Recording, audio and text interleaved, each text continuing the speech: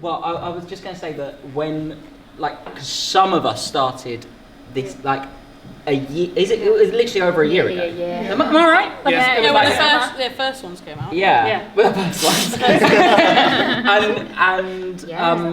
And obviously they were completely new to us all, and a bit wild, very wordy, and very different to what they've ended up being, but also with their kind of like similarities like flowing through them, sort of thing. Catchy, aren't they? Catchy. I think that's a Phil harmony, and I'd be interested to find out what Phil harmonies are that are already in there, and what ones were the Edwardian ones. That like Phil's the adapted. OG. The OG. Get me this Edwardian music. It was very exciting being part of the workshops first, because it was like, oh, this is brand new. What are these songs?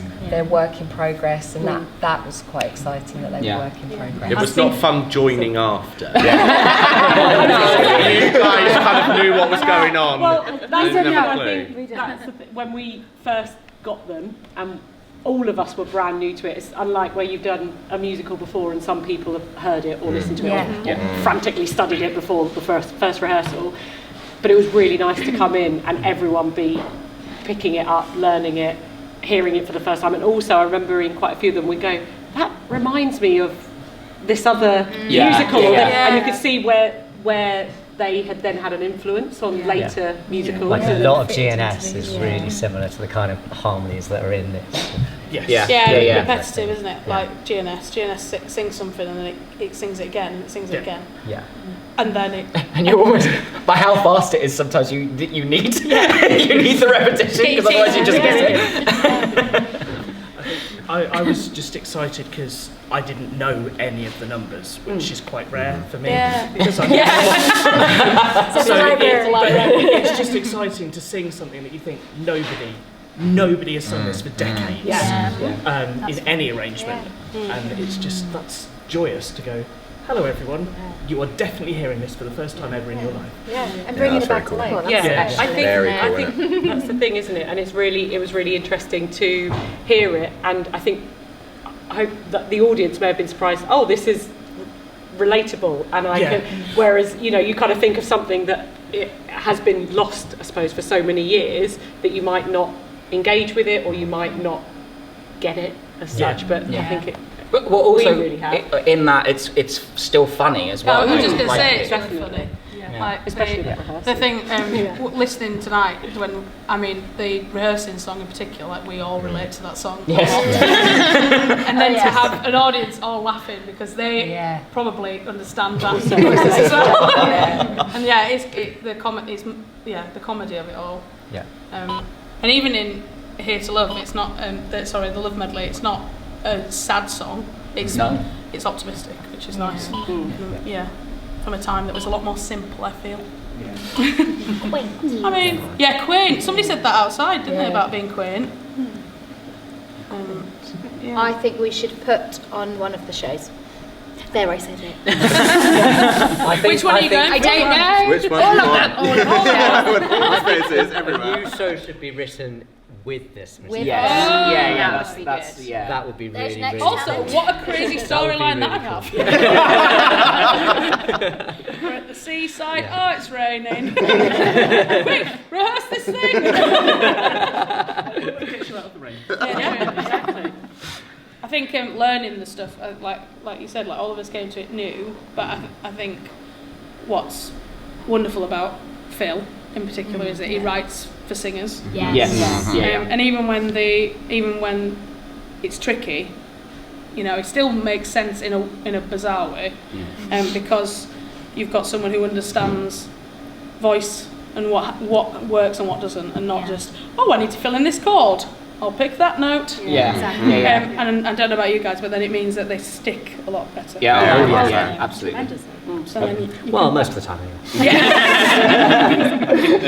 For me, like the genius of like the gossiping medley, for example, like it being from so many different shows to then make a story, and like it's just to be able to have the ability to do that, and for us to perform that and feel like there is something holding it together. I think is really, really lovely. That is the one the gospel medley is the one, in my opinion, that I love the sound of the most. Like, I love it when we're going around in the circle and there's like, I think three different things. It's it comes together in such a nice way. And I was looking through the sheet music today, and we all say all at the same time, but we're all singing different alls. And it's like, that's lovely. I'm losing it. I love the fact you looked at it today.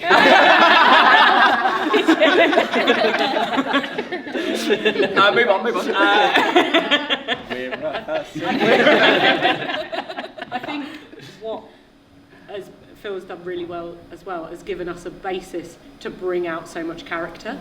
Like I know when we're first learning it and you're kind of just singing it, and then as soon as we start kind of performing it and putting it on the floor, and with Lars's direction as well, you could really start to build those characters, and they just, for me, it just got bigger and bigger and bigger, and every time there was just something new that people were putting in, and it was really fun to see those come alive. I'd love to know what the scripts are like between, like, is it all melodramatic? Is it all like that? Is it like, because the songs feel so big and yet you find yourself so in them. I'd like to know what the in-between thing is and how So it kind of having gone ties it through this together. process then, does it make you want to go back and look at the original scores or delve into this yourselves? Like, would you be interested in looking at Edwardian Musical Comedy, or even trying to find the script? Because I struggled to be honest. Oh, definitely. It's been a massive eye-opener. It's the first time, well, probably a lot of us have looked at any sort of this music. But for me, it's all very, very new. And it's just been a massive eye-opener to hear all the third lines and how you've arranged it all. And it's just been absolutely brilliant to try and learn that and put all of them together, as you say. The pieces are just so well created, and so I'm definitely very interested in seeing more of it and hopefully performing more of it as well, hopefully. Yeah. I mean, having read some of the plot synopses, which are just wild, it would be brilliant to kind of see, how does it work? Grab some scenes out of them. I don't know that any of the full shows would work now as they are, but then even shows from the 40s and 50s, we're tweaking them to make them work. So they could be developed into something new. Definitely.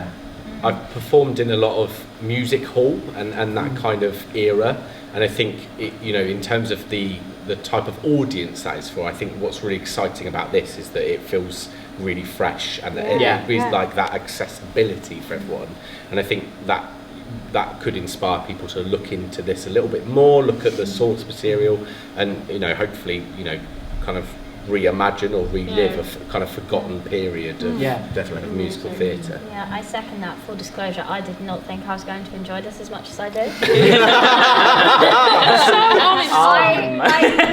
It's not the type of musical theatre that I usually gravitate towards, but I've actually loved it, and I've loved going home and actually just listening to us all singing it, because the harmonies are, amazing. But it's just, as basically just seconding what everyone has said, it's just so nice to hear it all come together. I think the audience enjoyed it, and I think it is just nice to see these numbers come to life and hear the journeys and the stories in them. No, for sure. It's nice when the audience isn't quite sure what they're expecting. And then when they walk out, they're like, that was funny. I love that. And I think everyone really loved it. And some of them want to do this kind of stuff. They were like, oh well, we've got a cabaret. We could do something like this in that, like bringing it to other places. Really cool.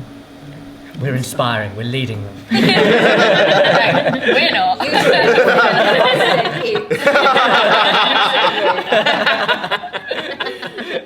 Just cementing my place. Shut up. Thank you. Thanks, Phil. Thanks, Phil. Thank you. Thanks, Lars.